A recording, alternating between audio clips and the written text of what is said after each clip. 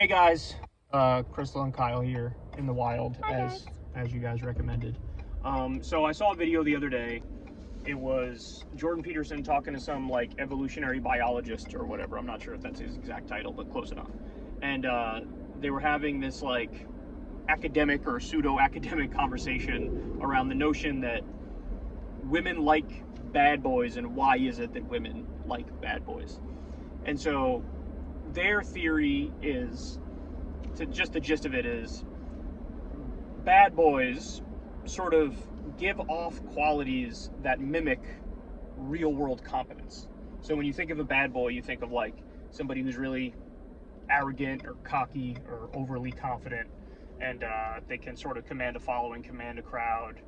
They, if you really think of bad boys, it's almost like they have people who follow them, like they're a leader, and they, have friends that are tag-alongs kind of. And so the idea is those sorts of qualities mimic real-world competence, because if somebody is competent in the real world, then they could usually take care of their business, pay the bills, they can provide stability and security to some extent. And so women, it's almost like a shortcut for women to see those qualities in them. So I'll stop there, and I'll just ask you off the bat. Number one, do you buy it? And I will say the little caveat is they said it's mostly young women that more fall for the quote-unquote bad boys, whereas the older women, I guess, have more real-world experience, and they could sort of see the difference between, like, you're just faking it and you're actually competent. You know what I mean? That's interesting. So I'll ask you, do you actually buy that notion, yes or no? So I think there's actually a lot to say about this, because first of all, I think that confidence and like bluster stands in for competence oftentimes in our society. So I also wonder if some of this is not so much like evolutionarily programmed in, but is actually like cultural. What I would say is, I think there is something to the idea of like the classic trope of like the bad boy who's only good for you. There is something that's appealing about that. And is that the I can change him trope? Is that I think it definitely relates to the I can change him trope. Okay. I do think as you get older, you come to realize that archetype is basically like a mythical creature. It's like chasing a unicorn. If someone is like a quote unquote bad boy and they have that like rebellious, I'm not gonna follow the rules for anyone, they're also not gonna like be the most sort of loyal or reliable life partner. So in that way, I guess I could see the argument that as you get older, you kind of see through that, and you maybe look to some other qualities as appealing and attractive, and you also just develop a more sort of mature idea of what an ideal relationship actually looks like. But the only thing I would say is, I feel like there's also a changing sense of what is attractive among younger generations, like as gender that's an interesting point. Yes, people have sort of evolved on their views of like gender and gender archetypes, and I just feel like there's a different standard. So I don't know that I feel like the sort of bad boy idea might be even a little bit outdated and not be kind of as appealing for, like, I feel like Gen Z kind of sees through that a little bit more quickly. So I'm not sure I agree with that, and here's why I don't agree with that. It's that old babyish idea of like, you want what you can't have. If you tell your youngest daughter you can't have that thing, she's gonna be like, I want that thing. You know what I mean? And I think it takes longer for people to grow out of that than they realize. And so I think that my perspective on why the quote-unquote bad boy is attractive, and let me just state up front, for younger women, teens, 20s, I agree with that. I actually think that is real. I think the reason that's the case is because, number one, they feel like they want what they can't have, and the bad boy comes across as like popular, and it's like, oh, am I popular enough? I don't think I could. Maybe I can't have them. And there was another thing that I'm blanking on right now. And they're just fun. Like, that's the other thing that's attractive about the quote-unquote bad boy or the bad girl, is that like, oh, they're just fun. Whereas, the safe route, which is what you're told is what you should want from like your parents in a healthy, functional relationship, you feel like Well, it's just like I know what to expect, and yawn, boring. Do you agree with that or no? Yeah, I can see that. I guess the other thing I would ask is like, that might make some sense too. If when you're young, you're, looking for someone that you just like enjoy being around, and you're not thinking too seriously about like, oh, this is going to be my partner for life. So in that way, it makes some sense that you would find that archetype more appealing when you're young, and that there's not really anything wrong with that. I'm also skeptical of that idea, though. I feel like when people get together with anybody, in the back of their mind, there's always like, well, is this the one, quote unquote? You think so? Yeah, I don't think anybody does that, Stu. I think it's all posturing, the whole like, it's hookup season. I really do. I really think that's all like fake. Like nobody's actually just trying to do the quick. And I'm talking relationships. You think that's true for here. Men and women? Kind of. I mean, the only exception would be literally like the one night stand or the rebound. Yeah. But outside of that, I think anybody, even just a little bit of dabbling around with anybody, it becomes like, well, is this going to be the person who I want to spend a lot of time with, who I want to be with for an extended period? So I'm sort of skeptical on that front as well.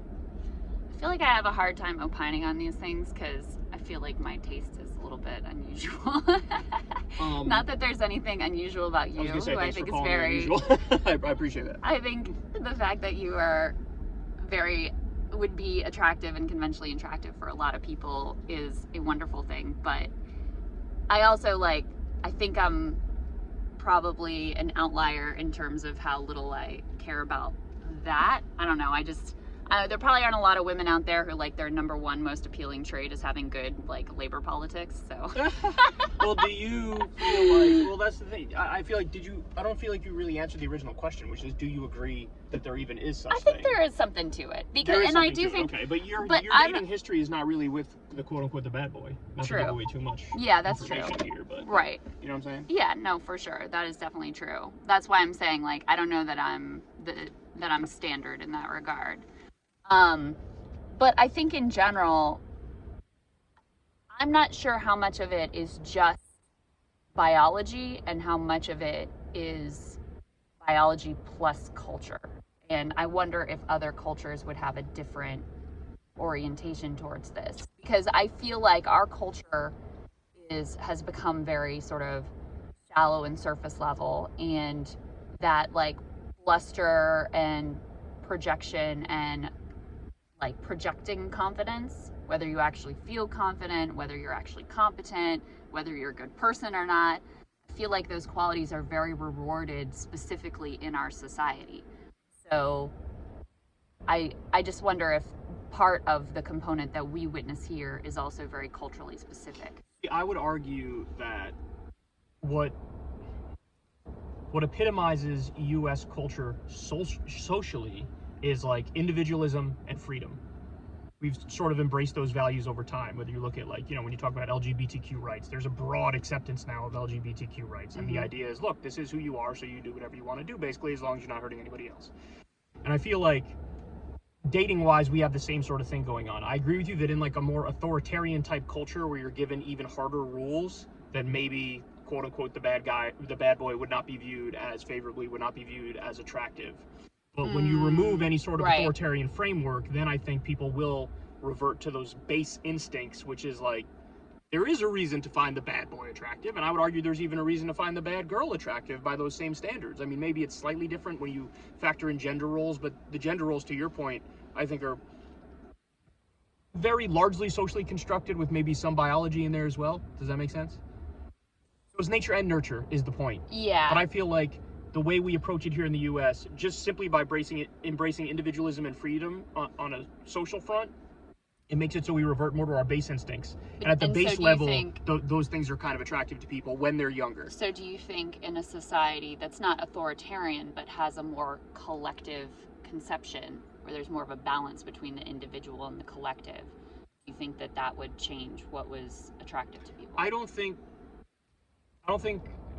that angle even plays into this at all. When I say a more authoritarian culture, I mean a culture where you're raised in a more rigid sense with more rigid rules about what you need in a mate, what you want. I mean, there are cultures that still have arranged marriages. That is by definition more authoritarian. And so in a culture like that, maybe the bad boy or bad girl wouldn't be viewed as attractive because it's like you're not following the rules and the rules are actually important. But here in the US, there's this sense that like, I'm going to do what I want.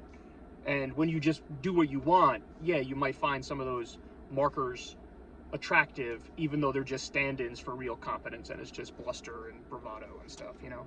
See, I actually think it does matter, that dynamic between like the emphasis on the individual. I mean, our economy is this very like, you know, the free market and the bootstraps, and that's what's rewarded as like the individual charismatic leader. And so of course, if you are absorbing those cultural values and you're looking for a mate, you're sort of like, your biology is telling you that you should be looking for someone who's going to be able to be successful and like be, you know, support you and your kids and like be reliable in that regard. And your culture is telling you that the type of person who will be able to fulfill those needs is someone who is the sort of like bad boy archetype, individually charismatic. Whereas in another society, if those particular qualities are not as highly valued and not as rewarded, then what the sort of mingling between your evolution and your biology and your culture may lead you to a different conclusion. So here's why I don't buy that, because even in more collectivist cultures and collectivist societies, there's still elections and there still are like strong charismatic leaders who end up winning, okay? But beyond that, think about in the context of, you know, there was a young girl who and told us this story about how, oh, this one's always talking to me at school, and I don't want to hang out with that one. I want to hang out with this other one. Who was the other one? The other one was the boy who didn't pay her nearly as much attention, who was just doing his own thing. The boy who kept sitting next to her, talking to her nonstop, she was like, okay, all right, like I sort of had it with you. So that even at that young age, and like the toddler's age, it's the conception of like, that's more of the bad boy. That's more of the one who's doing his own thing and is charismatic and is not paying me any mind. The one who's paying me mind all the time, I just want to get away from it. I don't think you can make an argument at that young of an age, a toddler's age, that culture has impacted them to that point. That is more biology. Okay, but you're confused on the story though, because you thought the person that she was talking about that she wanted to hang out with was another boy, but it was actually one of her girlfriends. So the particular anecdote LGBTQ action in this bitch. That's even better. Not a bad boy. Well, I said bad boy or bad girl, so that would be the bad girl. Point is, the one who paid no mind was the one that she wanted to hang out with. But that's a different dynamic. That's you want what you can't have. Which there might be overlap, but I don't think they're the same at all. They could just be the person who's just like not as into you, or who plays hard to get a little bit. I don't think that's the same. I'm saying those things are exactly the same. I don't think that's the same. Really? Mm-hmm. No. Because if you think of the just because someone is not paying attention to you doesn't make them a bad boy. It's certainly one of the aspects of like, because the bad boy is not, or bad girl is not like as attentive to your needs, is not as wrapped up in you. The bad boy or the bad girl is like doing their own thing on their own journey with certain characteristics around that, like confidence or whatever. And that manifests as very attractive. I think those things are very linked. And look, I'll say it, maybe to give away too much information as to, you know, when I was like in college and when I was in high school, Corin can tell you these stories. It's hilariously stupid, but you know, when we started figuring out like, oh, how do you get attention from girls? Oh, how do you talk to them and all this stuff? Classic like douchebag teenager 20-something-year-old approach was like, bro, when she texts you, don't respond for like 2 hours. And I guarantee you that'll make her want you more, bro. And you know what? At that age, that shit fucking worked. Now, I wish we lived in a world where that wasn't the case, where we didn't feel the need to play these stupid games in the first place. But I think that's something else too, though, which is like, it's also attractive, and part of what is a marker of an attractive person is that they like have other options, that other people want them. And so they didn't text me back, that sneaks into your mind like, oh, he's probably like talking to some other girl. Or what if I'm not good enough?